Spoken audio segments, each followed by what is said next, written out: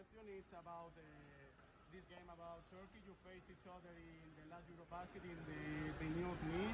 Both of you were non-qualified. How is for you making look the evolution of your national team 2 years after that? It was really good. Of course, our team and their team is a little bit different, but we're really happy to welcome the President Alazzini for the first time with us. It was our first scrimmage, so I think we played a good game. We have still room to improve, so I think it was a good win. After that, tomorrow you will face Spain. It's a team that you could face in the qualifier, in the quarterfinals if the thing goes more or less well for each other.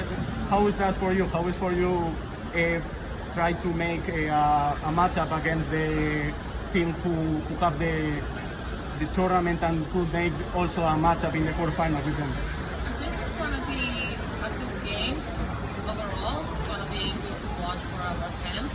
And overall, Spain is one of the most famous and stronger team here in Europe. So of course it's going to be a matchup. It's going to be like a test for us to see what we can improve and at what point we are in the preparation to Eurobasket because there's just 6 days left. But it's going to be a good game and now we rest a little bit and we'll see tomorrow. Thanks a lot.